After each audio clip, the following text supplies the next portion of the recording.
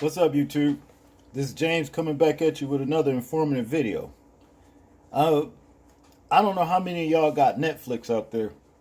I know I do, but I'm thinking about letting it go. This article right here deals with, 3 reasons it may be time to cancel Netflix. When that situation happened back here, I think it was like last year, probably about midsummer, somewhere around there with Monique and that when they get offer her less to do a comedy show than that white chick. You know what I'm saying? I was pretty much thinking about kind of boycotting it then, but I never did. But the reason why I might do it now, because they getting like HBO used to be back in the day. They creeping up the prices. you know and I mean, damn, the thing is this with Netflix. I like them, but the only thing about them, other than them creeping up the prices, it take too long for them to get movies that, is coming out, from the theaters. That's what I don't like. So let's talk about this. It says it's hard to argue against Netflix, NASDAQ, NFLX, as the premier streaming service. Some people might make a case for HBO. But when it comes to volume of new originals and current hits, it's not rarely close. That explains why the company closed its fourth quarter with 139.26 million paying customers globally. Damn, that's a lot of money. It also explains why the streaming giant has been able to steadily raise its prices, with the most recent hike taking its most popular plan to the United States to 13 a month, up from 11. Now, with all of those customers paying, okay, a $2 hike, a lot of people might be thinking, well, that's not much. Yes, it is too. When you look at it annually, what these people are grossing. I mean, that is a lot of money, especially for the customers they got. See? But, when it started getting like cable, it's time to let it go. But Netflix has become a sort of societal norm, like network television has been for decades. Its hit shows are water cooler fodders, and even some of its more interesting failures get watched by millions of people. Will Smith in Bright comes to mind. I saw that movie. I really don't understand what it was all about. Seemed like in the movie, some different race, species of a person was coming from, I guess, another planet or something. I don't know, but they was going through racism. Basically, that's what the shit was. But yeah. But back to the article, it said that makes it feel like you have to have Netflix if you want to remain relevant. And in many ways, you do, but the company owned policies make it so you can cancel it. Cancel at least for a while. Shit, if I cancel it, I'm going to be finished with it, period. See? What they need to do is just leave the prices alone. Stop jacking them up. It says, why cancel Netflix? The streaming leader does not require subscriptions.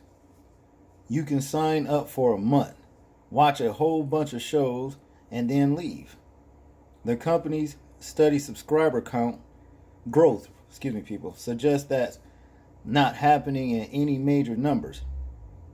But that doesn't mean you can't make it work for you.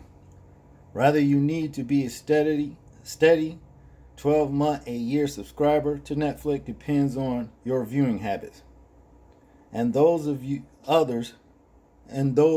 others in your household. We don't watch it all the time. So I think I spend more time on YouTube than I do Netflix. Matter of fact, I know I do. In my house, my wife and I have a handful of shows we watch together that air on normal network schedules of one episode per week from October through May. We generally watch selections from our DVR, and we rarely turn on Netflix. At other times of the year, we will watch an episode or two of a streaming show each night. Sometimes that's a show that airs on Hulu or Amazon Prime. I don't like Amazon Prime. And what I don't like about Amazon Prime is that they want you to pay for their service and, watch the regular shows. But the other good shows, a movie or something you want to see, they want you to pay extra for that. I don't like that. But if that's the case, we may rarely turn to Netflix. Ideally, if we manage our TV watching better, we could probably drop Netflix 5 or 6 months a year. We don't because our wireless phone plan comes with Netflix included. See, that's how they're getting in.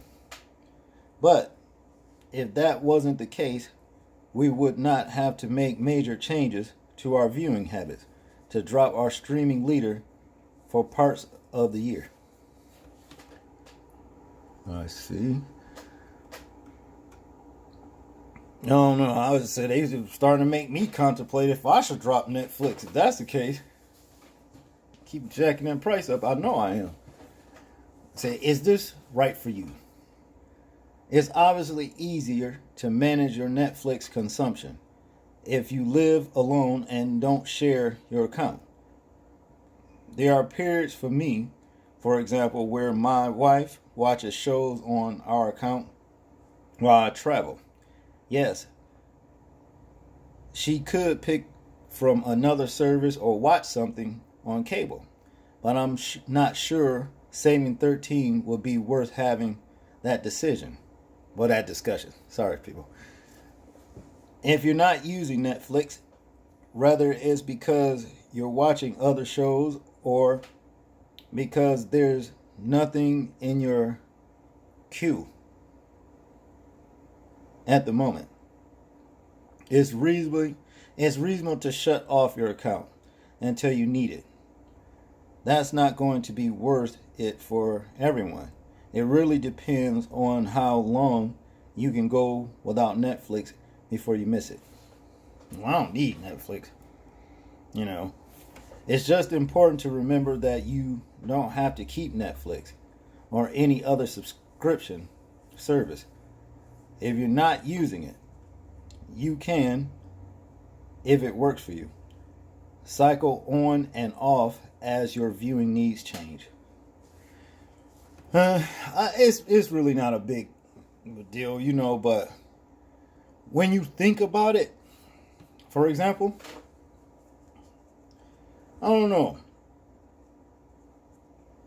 Just imagine saving $13 a month, a whole year. A lot of people might say, well, that ain't much, that ain't nothing, but hell, that's something you may need, to fall back on somewhere down the line, to be honest with you. Because like I said, take Netflix too long to get shit. But y'all tell me what y'all think about it. Like, comment, share, and subscribe. And this is James, and I'm out. Peace.